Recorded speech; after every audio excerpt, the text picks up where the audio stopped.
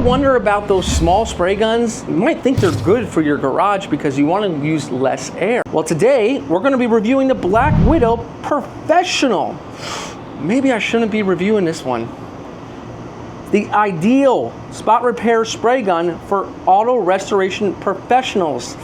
I don't know if that was a good wording because it might scare some people away if they're not a professional, but it does come with a 3-year warranty, and you know Harbor Freight is really, really good. I mean, if anything breaking down, you bring it right back in, and they're going to get you guys hooked up with something new. Today, we're going to be using a small part for it. Let's go into the booth and see what we got. We would consider this a small part.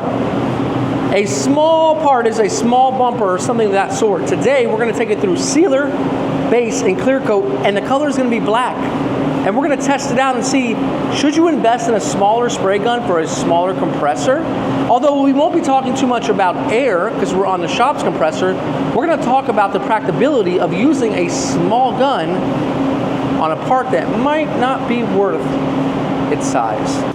And let's bust open this sucker and see what it has to offer. And you might remember its bigger brother when we reviewed it, and it's still a decent spray gun, but I really want to know if the little brother right here will live up to a nice quality finish. Now take a look at this one. This really is the little brother. We can compare them. Substantially smaller, substantially. It is the mini. It almost fits inside of the shadow of the regular HTE full-size gun. It says max PSI, 25 PSI. This little guy is pretty tiny. It says the S9 on ChatGPT will fit it. I don't know yet. Go ahead and slide that in. It fits it, but it has a lot more threads left over. Now it does come with its own, but we're going to test it out because we want to use the 2.0 system from 3M. It's a little bit more convenient for us. We'll go ahead and tighten that up, and today we'll be able to tell if it actually holds paint. Now how do we set this up? Take this fan control here. We're going to unwind it all the way to the left. You can tell it was already unwound all the way from the factory. But just so you can see, it winds in all the way. Now we'll close your fan, which is your spray pattern. Unwind it all the way counterclockwise to the left, and now it's open. Next up, we'll adjust the fluid. That is the paint coming through the gun body and out the atomizing head. To do that, you're going to adjust this almost to the point where it's almost coming off the threads, pull the trigger, and then wind it in clockwise. Once it stops, we know it's set at what we call wide open, and we're going to leave it right here. You can make adjustments one turn in from wide open if you like, or you can keep it right at wide open. At this point, the most important thing not to miss is this air valve at the bottom must always be wound all the way out. It looks like it is. We'll wind it all the way in for demonstration purposes. When we wind it all the way out, clearly see it's getting the max amount of air coming in. Now one thing this does not come with is an air regulator, but we can conveniently steal it from its big brother. After all, they are family members. Now the one thing this doesn't have is a swivel attachment that goes on the gun, like its big brother right here, which has a swivel, which I didn't care for too much, but it really didn't make a big difference. If you watch that video, you'll see that was one of my concerns, but once I started to spray, it was completely okay. We'll go here and make it tighten down, and we're ready to start spraying in the booth. With everything set up, we're ready to spray black sealer. We have a fan of about maybe 8 inches. Not too bad. Now, this is a Honda Prime bumper, and we're going to have to lay down this sealer nice and wet. If we don't, our base coat will not lie down nice and smooth. And I'm right set at 25 PSI.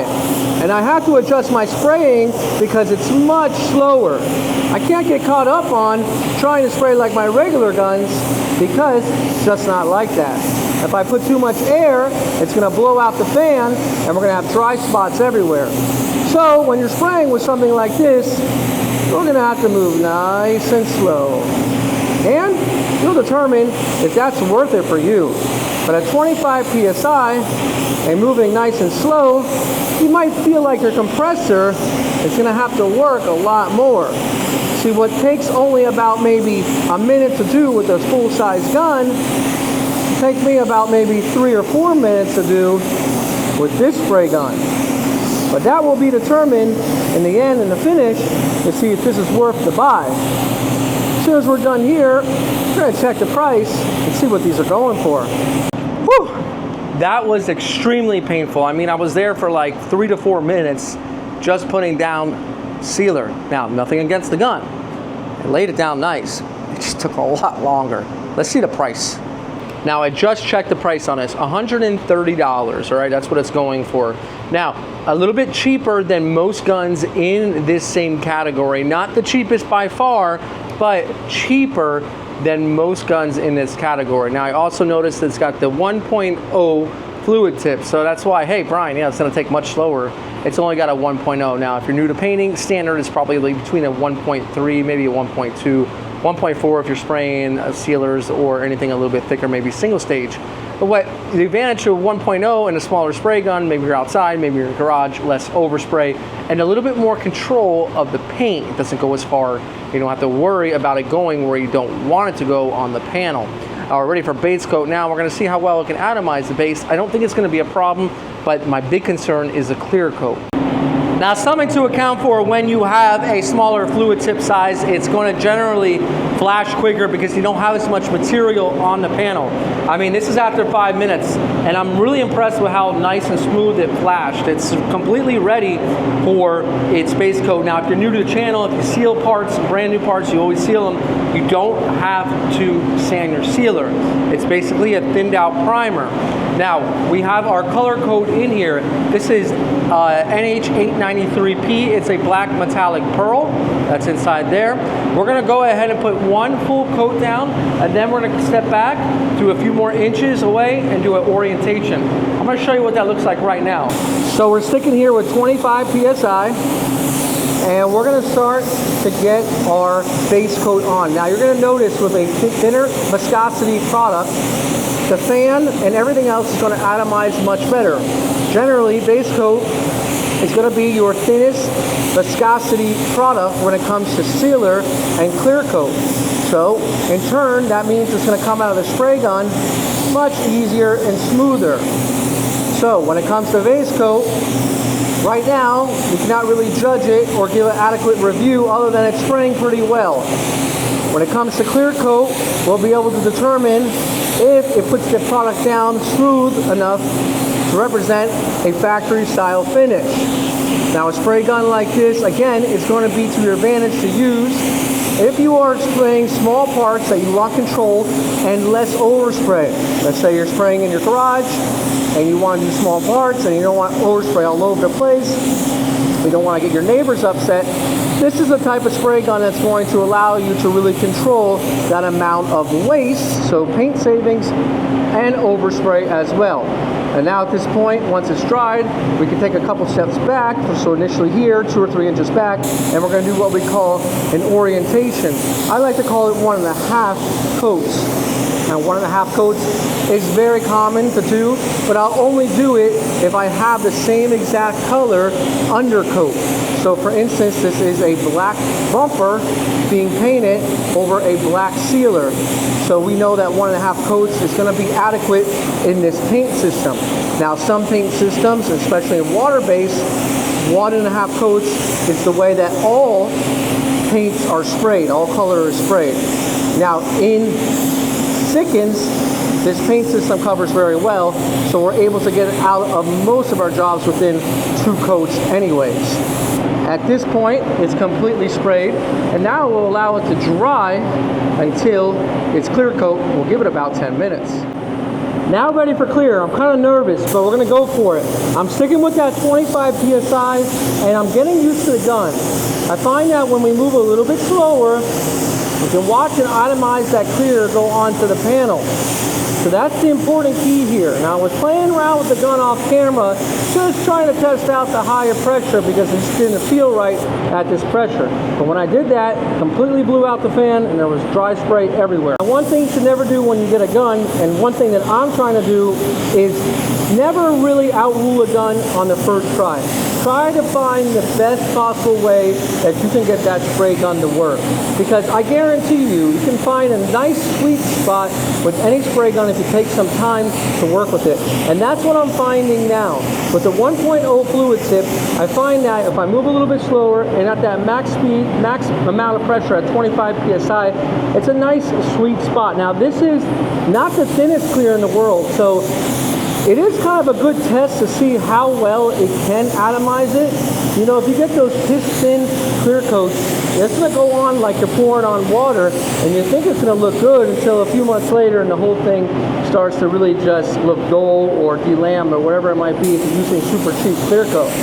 But for this particular instance, it's working. Now, will you ever find me again doing this other than making a video? Never. You'll never find me with a small touch-up gun spraying a full-size bumper in a paint booth. No, it's just for the video. Would you find me doing this at home?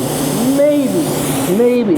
See, the thing that you have to be concerned about, not so much on this bumper cover, but if you're spraying more than one part or a bigger part than this, you'd be silly to do that with a touch-up gun like this. Well, it takes longer, so your melt-in time for your clear is going to take a little bit longer as well. Well, what does that mean, Brian? That means, let's say you're painting 2 doors, right? And it's about a 90-degree day, and you're trying to get those 2 doors nice and smooth and wet. Well, undoubtedly what's going to happen with a smaller fluid tip size, as I showed you earlier, is that that paint is going to dry much quicker. And if you're trying to keep it all nice and wet, what you might have as you start to spray that paint or that clear coat, it can start to dry up on the front panels, and as you get to the back panels, all that overspray will carry into that front panel if you have poor filtration, and if it lands on it and this is dried up, it's going to leave it hazy. And you don't want that. So sometimes these guns have an inability to really keep it nice and wet because it takes so much longer. Now that depends on your temperature in your booth and your spraying conditions as well. But as far as I'm concerned, this is a true winner at 1 coat. Really looking good. Now I have to put 1 more coat on it. I'm loving the way it's looking. What do you guys think? This thing looks beautiful. Now we're on the 2nd coat 10 minutes later. I really, guys, want you to watch the speed of the spray gun and how I'm spraying and how different it is from our regular full-size spray gun. Even its bigger brother, the Black Widow, the HTE. We're just moving at a slow pace because we want to give a chance for that clear coat to lay down. You see, if we go too fast, what can happen is it won't have a chance to gloss up like you're seeing right here. If we move too fast, you can see that gloss right there. If we move too fast, you're not going to get that. So when you paint your parts, you really have to watch what the paint is doing. If you're not watching what the paint gun is doing to the paint, then you're not going to be able to make adjustments. And granted, yes, it's going to take some time to know what those adjustments are, but if you watch enough videos and enough Paint Society, you're going to learn that you can get a great finish, most likely out of most of any gun. Now, the one thing I do like about any sort of minigun is that since it is a slower gun and the material does not come out as fast, for a beginner like a do-it-yourselfer, then it's a good pace for that do-it-yourselfer. You're not really going to run into much of any issues when it comes to having too much paint going on your panel, because it comes out at such a slow rate at a 1.0. Now, I watch a lot of the internet and I watch a lot of mobile guys using spray guns like this, basically because they have to be compliant with what the rules are. And I think they have to spray out of not even an 8.0, but a 4.0 or maybe even a smaller cup, maybe even like a 3. I don't even know what the rules are.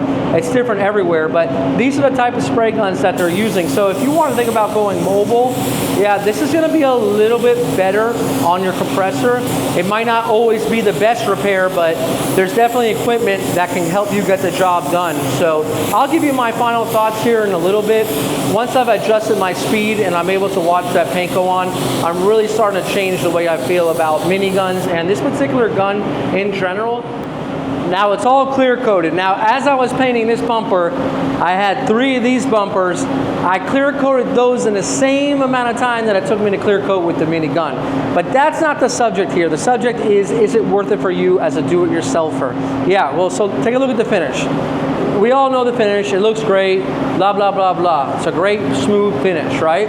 But can you get this finish out of this gun easily? Can you get this finish out of this gun easily? I'm going to say it again. Can you get this finish out of this gun easily? I don't see it happening. I don't see it happening on a bigger part. Now, this is just my opinion. You can tell me to kick rocks but I've just never really been a fan of miniguns. I mean, the amount of time it takes to really get a consistent finish, and I really don't feel like 1.0 fluid tips can spray these clear coats nowadays the way that they're meant to be sprayed. Okay, they're meant to be sprayed the way you want them to look, and this can't do that unless you're going on it 3 or 4 times. Where does this gun fall? This gun falls in your blowing, your touch up, exactly what the box says, touch up, and that's just about it. Maybe you have a small area, you just want to do a quick little controlled spray, that's about it. On a full bumper like that, I really think that's pushing it. So if you're at home and you're thinking, well, I'm gonna get a smaller gun because I got a smaller compressor, don't think like that. The right look that you're gonna want to go with is a gun that can put that clear coat out better. Go into its bigger brother, the HTE. You're gonna find it's gonna atomize much better. It's gonna be a much better spray gun for anything that you're probably doing in your garage. Unless you're really painting really, really tiny parts, I wouldn't really invest in one of these. Although they're good to have in the shop, maybe you can use them for UV primer because it's got that 1.0 tip. That's a great way to invest in one of these. Or maybe you're just a mobile guy that really does half a bumper or just small trim parts, then that would be your gun for you. But most of you out there, do-it-yourselfers, don't get tied up in something like this. I thought it might work out for you, but I think you're gonna run into a little bit more trouble than if you had a bigger gun. Guys, this is Brian from Paint Society reminding you, don't overthink it. It's just paint. I'll see you guys on the next project.